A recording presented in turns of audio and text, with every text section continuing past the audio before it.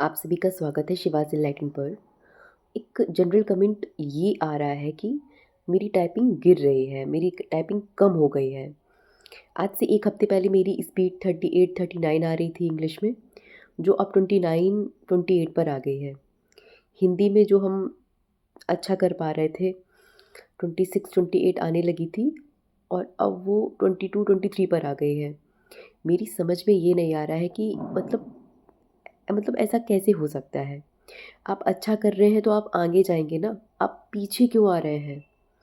अभी भी आपके पास पूरा-पूरा 1 हफ़्ता है, फिर इतना डर मतलब इससे तो सब खराब हो जाएगा।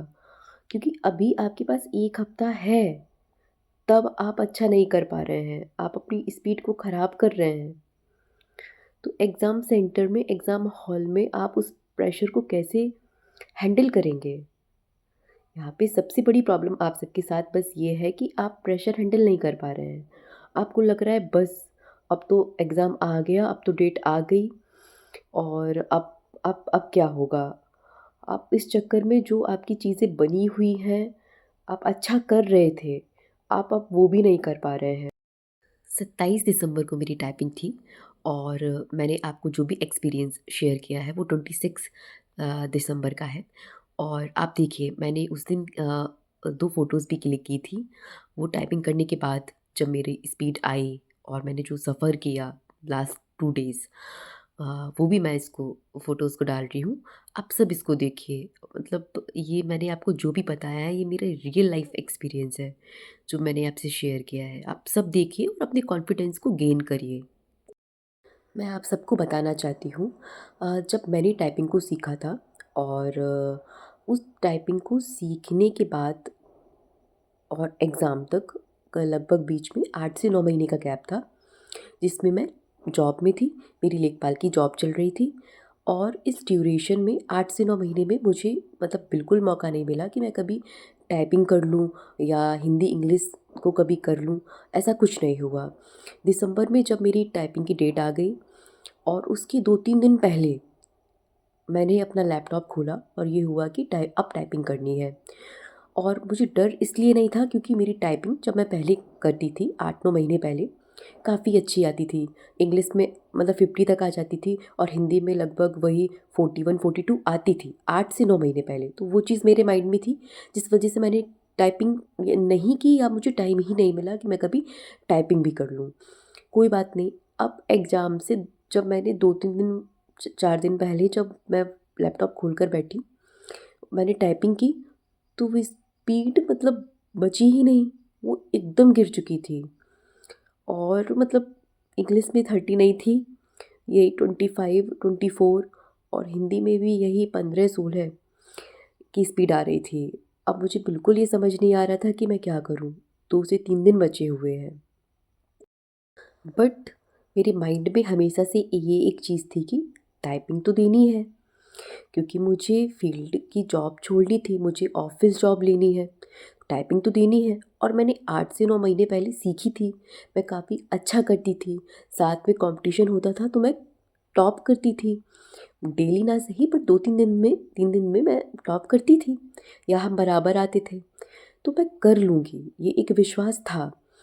2 दिन की मैंने छुट्टी ली, 1 दिन पूरे दिन मैंने बेसिक किया, अच्छे से बेसिक किया, लेकिन फिर भी मेरी स्पीड नहीं आ रही थी, मतलब उतनी अच्छी नहीं आ रही थी। इंग्लिश में 30 भी नहीं थी मेरी, तब भी 30 नहीं थी। कोई बात नहीं, अब मेरा कल एग्ज़ाम है, आज की मैं सिचुएशन आपको बता रही हूँ कि मेरे साथ ये था कि इंग्लिश जो है 27-28 और हिंदी जो है 22-23, बस इतना ही है। आ ही नहीं रहा है क्योंकि एक टाइम बीच में बहुत ज़्यादा था जिसमें मैंने कोई टाइपिंग की नहीं थी, वो एक चीज़ हो गई। अब मैं क्या करूँ? मतलब बहुत बेकार सिचुएशन। मतलब उस दिन मैं फिर सीधे कानपुर चली गई, लखनऊ जाना था, मैं कानपुर चली गई जहाँ पे मैंने टाइपिंग सीखी थी। कोचिंग इंस्टीट्यूट में मतलब वो लोग वहाँ पर कर रहे थे। मैं वहाँ चली गई और हॉस्टल में मैं सबसे पहले गई। मुझे सुबह निकलना था लखनऊ के लिए, बट ये था कि मैं 2-3 घंटे साथ में प्रैक्टिस करूँगी क्योंकि मेरी स्पीड काफ़ी कम हो गई है और तो थोड़ा-सा वो ठीक रहेगा। तो वो सभी लोग जानते हैं, मैंने उन सबके साथ टाइपिंग उस दिन की। कल मुझे सुबह निकलना है और आज मैं टाइपिंग दे रही हूँ और मेरी स्पीड बिल्कुल ठीक नहीं आ रही थी। लेकिन मैंने हार नहीं मानी, मैंने उसको किया, मैंने उस दिन भी अच्छे से टाइपिंग करी। वापस अपने रूम में आके मैंने रूम को लॉक किया, मैंने फ़ोन को स्विच ऑफ किया क्योंकि मैं अच्छा नहीं कर पा रही थी। मतलब मुझे नहीं लग रहा था कि मेरी कल टाइपिंग निकलेगी। हिंदी, इंग्लिश की मेरी कल टाइपिंग क्वालीफ़ाई होगी, मतलब इसके बहुत कम चांसेस थे। लेकिन कोई बात नहीं, अपने मन में मैंने धैर्य रखा। सिर्फ़ ये सोचा कि आज से 6 महीने पहले, 7 महीने पहले मेरी टाइपिंग अच्छी थी, मेरी टाइपिंग अच्छी हो जाएगी। मुझे इंग्लिश में सिर्फ़ 30 चाहिए है, मुझे हिंदी में सिर्फ़ 25 चाहिए है पास होने के लिए और मैं इंग्लिश में 27-26 पर हूँ, हिंदी में 23-24 पर हूँ। मुझसे हो जाएगा, मुझसे हो जाएगा। बार बार बस यही रिकॉल करते हुए मैंने अपना लैपटॉप ओपन किया, सब कुछ स्विच ऑफ कर दिया, मतलब कुछ कोई डिस्टर्बेंस नहीं। वही चीज़ सब 5-5 मिनट के लिए सारे बेसिक कर डाले, मतलब ABCD से लेके 2 वर्ड, 3 वर्ड, 4 वर्ड्स, सब कुछ इंग्लिश में टाइप किया। फिर एक मॉक टेस्ट दिया, कुछ बेटर हुआ, फिर कोई बात नहीं, फिर वापस से मैंने बेसिक 5-5 मिनट का किया, फिर मैंने एक मॉक टेस्ट दिया, फिर बेसिक किया, फिर मॉक टेस्ट दिया। 7वीं 8वीं बार में ये हुआ कि मैंने 35 क्रॉस कर लिए हैं क्योंकि मुझे सुबह टाइपिंग देनी है। मुझे ये क्लियर था मुझे सुबह टाइपिंग देनी है और अच्छे से देनी है क्योंकि मैं 8 महीने पहले तक अच्छा कर रही थी और मुझे अपना बेस्ट देना है, मुझे टाइपिंग आती है।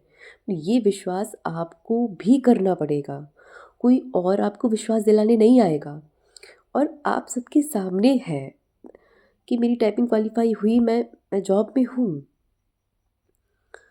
और बहुत अच्छी टाइपिंग हुई थी, कोई दिक्कत नहीं है। सारी प्रॉब्लम हमारी माइंड की होती है कि हम खुद पर ट्रस्ट नहीं कर पाते हैं कि हमसे हो जाएगा, हम कर लेंगे, हमें करना आता है, हमने मेहनत की है और आप सब पिछले 1 महीने से बहुत मेहनत कर रहे हैं। आप सबकी टाइपिंग बहुत अच्छी होगी, लेकिन ये जो वक़्त है, ये आपको बहुत धैर्य से निकालना होगा, मेहनत को बढ़ाना होगा, स्पीड को बढ़ाना होगा, कम नहीं करना होगा। माइंड पर कोई भी प्रेशर मत लीजिए। आप सबकी टाइपिंग बहुत अच्छी है और आप सब बहुत अच्छा करेंगे। सिर्फ़ शांति से काम करिए और आगे बढ़िए। मुझे पूरा विश्वास है आप अपने डर को जीत लेंगे क्योंकि डर के आगे ही जीत है। Thank you so much.